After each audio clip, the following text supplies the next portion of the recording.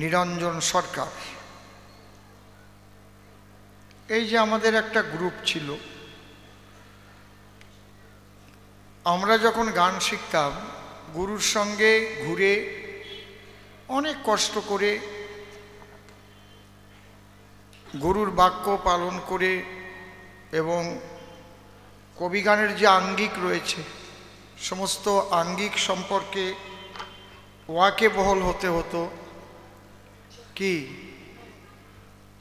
দেন এমনি তিলক পরাবেন না, আমি ঘেমে যাই তো, মালাটা দিয়ে যাও, চোখের মধ্যে গেলে অসুবিধা হয়, যত শীত পড়ুক আমার ঘাম হয়।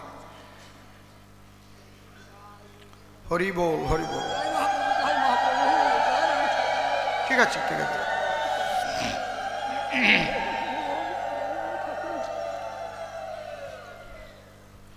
হরি বল। প্রথম ডাক গান, তারপরে মালসি গান। ডাক মানে বন্দনা, মালসি গান তো আগে হতো, এখন আর হয় না। তারপরে সখী সংবাদ, তার জবাব, সখা সংবাদ আছে, তার জবাব, পালট তার জবাব, লহর কবি তার জবাব। অন্তত এইগুলো হওয়ার পরে তারপরে টপ্পা হতো। টপ্পার পরে তারপরে ধুয়ো পাঁচালিতে আমরা যেতাম। এগুলো আমাদের শিখতে হয়েছিল। আমি দোয়ার কি করেছি, এগুলো সমস্ত গান আমি গাইতে পারি। বুঝতে পারছেন কি বলছি? ডাক গান আমার লেখা আছে, মালসি আমার লেখা আছে, সখী সংবাদ লেখা আছে, কবি গান নিজস্ব লেখা আছে।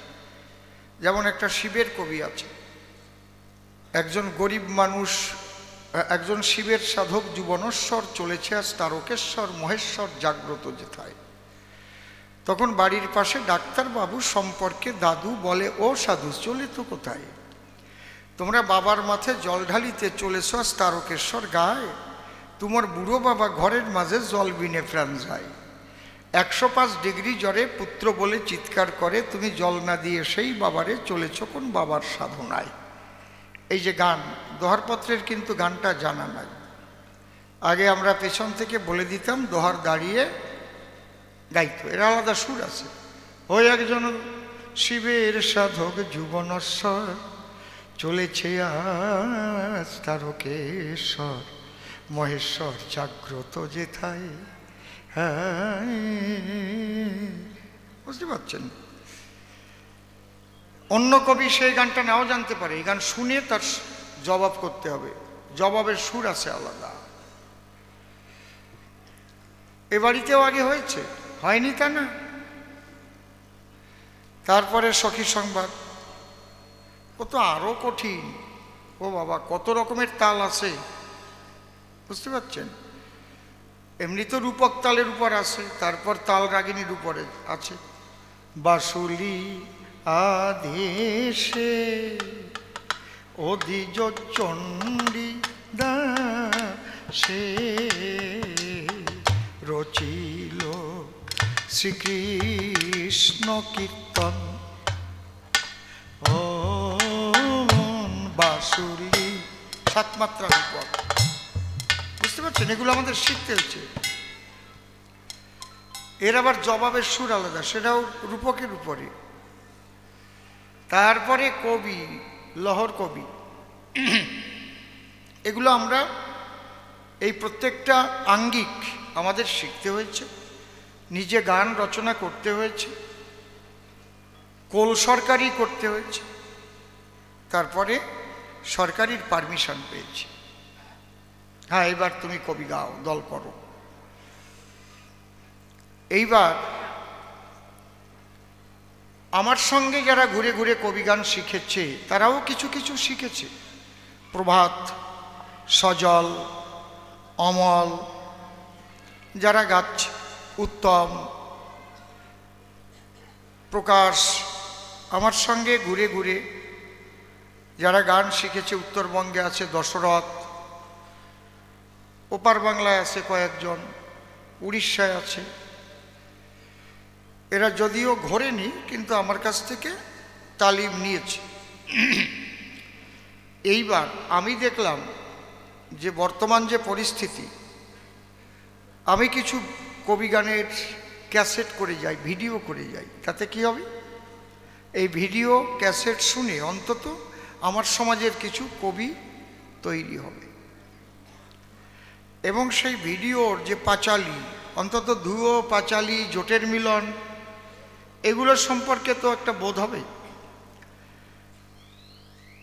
এই ক্যাসেট এবং ভিডিও বেরোনোর পরে এইটাকে শুনে শুনে যারা শুনে শিখেছে তাদের আমি ধন্যবাদ জানাই, অসংখ্য ধন্যবাদ জানাই। তাদের ধরার ক্যাপাসিটি আছে না, রিসিভার ভালো, তারা শোনে তো সবাই, আপনারাও শোনেন, আপনারা তো গাইতে পারেন না, তাই না? আমার ক্যাসেট শুনে ঘুমায় এরকম মানুষ আছে, না শুনে ঘুমায় না, আছে না? নাকি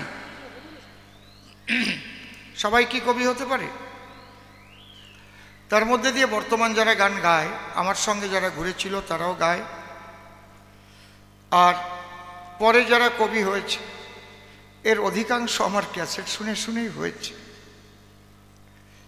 যদি তাদের কৃতজ্ঞতা থাকে তাহলে এটা বলবে, আর যদি অকৃতজ্ঞ হয় তাহলে উল্টো পথে চলবে। আজকে বাবাজি সুরজ, সে যাকেই গুরু বলে চলুক, ও প্রকৃত কথাটা বলেছে, বাবা আপনার ভিডিও ক্যাসেট ফলো না করে তো গান শিখতে পারিনি, কেউ তো শিখাই দেয়নি, ওখান থেকেই শিখেছি, হয়তো একজনকে গুরু বলেছি। কবিগান তো গুরুমুখী বিদ্যা। এইবার তার গুরু শিশির সরকার, সে একবার এখানে এসেছিল কয়েক বছর আগে, ভালো সুর, ভালো গায়কী ভঙ্গিমা ভালো, আমি তাকে ভীষণ ভালোবাসি, সে আমাকে দাদু বলে ডাকে। কিন্তু একটা বিষয় নিয়ে আপনারা নিশ্চয়ই ফেসবুকে ইউটিউবে দেখেছেন, আমার কথা হচ্ছে যে যাকে ভক্তি করে সে তার ঈশ্বর, ভক্তি যোগে সে তার স্বয়ং অবতার। আমার কবি রসরাজ তারক সরকারের লেখা এই পয়ারটা, কৃষ্ণে যার ভক্তি আছে সে কৃষ্ণকে তো অপূর্ণ ভেবে কৃষ্ণ ভজন করে না, নাকি? আপনি ভাবেন নাকি কৃষ্ণ কলা অবতার বা এই ভেবে কি আপনি কৃষ্ণ ভজন করেন? যে যাকে ভজন করে তার কাছে তার ইষ্টই পূর্ণ, কারণ গুরু ব্রহ্মা গুরু বিষ্ণু গুরুদেব মহেশ্বর গুরুরেব পরম ব্রহ্ম তস্মৈ শ্রী গুরবে নমঃ। আমার ইষ্ট সে যদি, আমি যদি শাস্ত্রীয় ব্যাখ্যায় বুঝিও যে আমার ইষ্টই সর্বশ্রেষ্ঠ, সেখান থেকে এরা যাদের ইষ্ট বলে তার শক্তির থেকে এসেছে, কিন্তু আমি প্রকাশ করব না, আমি সবার ইষ্টকে সম্মান করব। আর শাস্ত্রের কথাই সব কিছু না, ভক্তি হচ্ছে প্রধান। শাস্ত্রে ইনফরমেশন দিতে পারে এইভাবে এইভাবে চলো, চলার দায়িত্ব তোমার, করার দায়িত্ব তোমার, না করলেই ওই শাস্ত্র পড়ে কিছু হয় না, এটাও লেখা আছে। আমি বলছি তা না, ন্যায়মাত্রা প্রবচনে ন লভ্যতে, ন্যায়শাস্ত্র পর্যন্ত অধ্যয়ন করে ভালো প্রবচন দিতে পারলেও ঈশ্বর লাভ হয় না। ন্যায়মাত্রা প্রবচনে ন লভ্যতে, ন মেধোয়া, বিরাট মেধা থাকলেও হয় না, ন বহুনাং শ্রুতে ন। আমি জনম ভরে বহু গ্রন্থ মুখস্থ করলাম, বহু শুনলাম, তাতেও হবে না। হবে কিসে বলেন? কিসে হবে?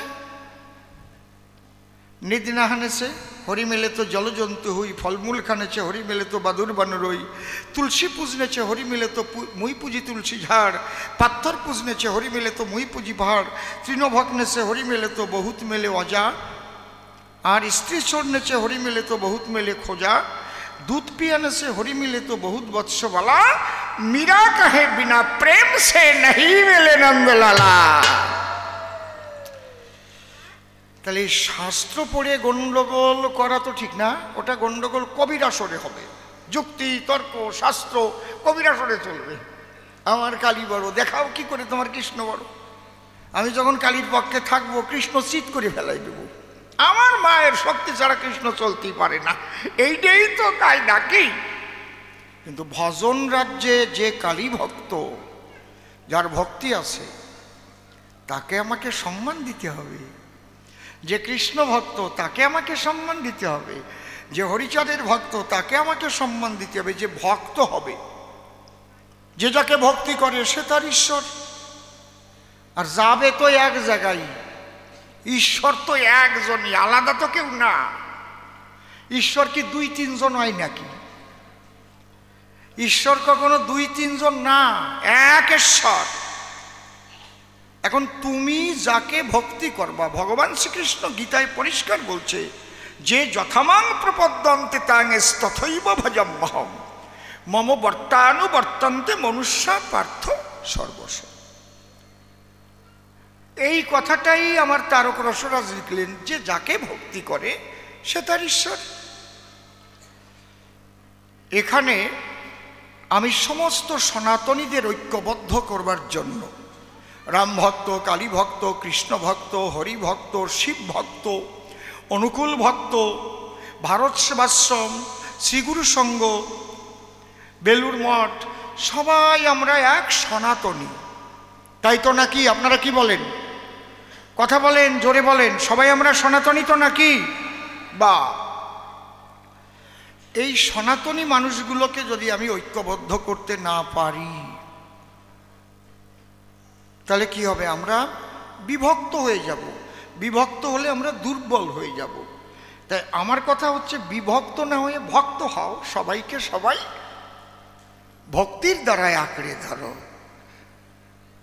ওই বিচার বাইরে গিয়ে কখনো করবে না, আমার হরি বড়, আমার কৃষ্ণ বড়, বা তোমার হরি ছোট, তোমার কালী ছোট, আমার কালী বড়, এরকম না। যার ভক্তি আছে সেই শ্রেষ্ঠ। আমি লড়াই করছিলাম, সেই লড়াইয়ে ও আমার পক্ষে বলেছে। কারণ যে শিশির সরকার, সে গান করতে গেছিল কোথায়? রসুল্লাপুর বাজার, রাসের গান। সে প্রথমে গিয়ে বলেছে রাস মঠে, আমি শুনলাম, আমি নিজের কানে শুনিনি, আমি গীতা মানি না, আর শ্রীকৃষ্ণ কাল্পনিক ভগবান, এসব নাকি বলেছে। বললে লোকজন উঠে নাকি চলে গেছে। ও কিন্তু উচিতবাদী ছেলে। ও বলেছে যদি তুমি কৃষ্ণ না মানো তাহলে শুধু মতুয়ার গান গাও, কৃষ্ণ ভক্তের গানের বায়না নিয়ে না। ঠিক কথা বলেছে না নাকি? যদি তুমি কৃষ্ণ না মানো, কৃষ্ণ নিন্দা করো, কৃষ্ণকে লুচ্চা ভাবো, তাহলে তোমার তো কৃষ্ণ ভক্তের সঙ্গ করা উচিত না। কিন্তু এ কথা তো আর হরিচাঁদ ঠাকুর কখনো বলে নাই। হরিচাঁদ ঠাকুরের বাবাও কৃষ্ণ ভক্ত ছিলেন, কৃষ্ণ মন্ত্রে দীক্ষা নিয়েছেন। হরিচাঁদ ঠাকুর নিজেও তার গানে, ওই যে তারক গোসাইয়ের গানে লিখেছে, নিত্যধামে গোপীর প্রেমে সহজ পাগল হরিচাঁদ, সেই পাগলের জন্য হয় উন্মত্ত পাগল গোলকচাঁদ। আমার অশ্বিনী গোসাই লিখেছে, অহৈতু কি প্রেম ভক্তি কই ঘটল অবলার ভাব, মুক্তির আসে আসো বসে হলো না সেই ভক্তি লাভ। তাতে ওকে পরিত্যাগ করেছে। তুমি গুরু বিমুখী হয়ে গেছো। ও আমার কাছে কেঁদে বলছে, বাবা, আগের থেকে আমাকে বাবা বলে, আমাকে আপনি আশ্রয় দেন, কারণ আমি একটা জায়গা না পেলে, কারণ আমি তো উচিতবাদী, আপনি জানেন উচিতবাদী ছেলে। ও আমার প্রভাতের সঙ্গেই গান গাইছে, ওরা দুই ভাই একসাথেই গাচ্ছে। তা আমি বললাম, তুমি সঠিক জায়গায় আছো, ঠিক আছে, বাবুর বাড়িতে গান আছে, তোমার সঙ্গেই গান হবে। ও খুব আনন্দিত হলো, আজকে আসরে প্রকাশ করলো। বাবা শোনো, মানুষ গুরু, সে শুধু পথ দেখাতে পারে, গুরু আমাদের একজন, পরমেশ্বর। তবু এই গুরু অবলম্বন, এই জাগতিক জগতের কিছু শিক্ষা, একটা পথ তোমাকে দেখাতে পারি। কৃপা মানে করিয়া পাওয়া। তুমি যখন আমার চরণে আশ্রয় নিতে চেয়েছ, আমি তোমাকে ধরে আমার তারকের শ্রীপাদ পদ্মে অর্পণ করলাম। কারণ আমি আমার তারকের দোহাই দিয়ে চলি, শ্রী ঠাকুর বাবা পাগলার দোহাই দিয়ে চলি, বাবা হরিচাঁদের রাধা কৃষ্ণ প্রেমানন্দে হরিবোল, আমি তাদের দোহাই দিয়ে চলি। কারণ তারক গোসাইয়ের শিষ্য হচ্ছে মনোহর সরকার, তার শিষ্য হচ্ছে পাগল বিজয় সরকার, তার শিষ্য আমার গুরু রসিকলাল সরকার, তার শিষ্য আমি। এই পঞ্চম পড়েছি, তাই আমি তার চরণে তোমাকে অর্পণ করলাম। তোমার যেন মনোবাসনা পূর্ণ হয়, তুমি জগতের শ্রেষ্ঠ কবি রূপে যেন পরিগণিত হতে পারো। আমার তারক যেন হাত ধরে, আমার ভবা যেন হাত ধরে, কৃষ্ণ ভক্ত হরি ভক্ত সবাই যেন তাকে কৃপা করে। জয় জয় রাধা কৃষ্ণ নিতাই গৌর রাম সীতা মাতা পিতা ভবা পাগলা হরিচাঁদ গুরুচাঁদ প্রেমানন্দ হরি হরি বল।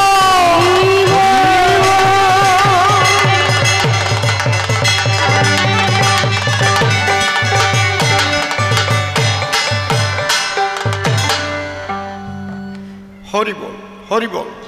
আপনারা সবাই আশীর্বাদ করবেন, এই আপনাদের কাছে ভিক্ষা চাই। হরিবল। কমে গেছে কেন ভিতরটা? ভলিউমটা দাও, ভলিউম, টোন নাম ভিতরের ভলিউম বড় বক্সে।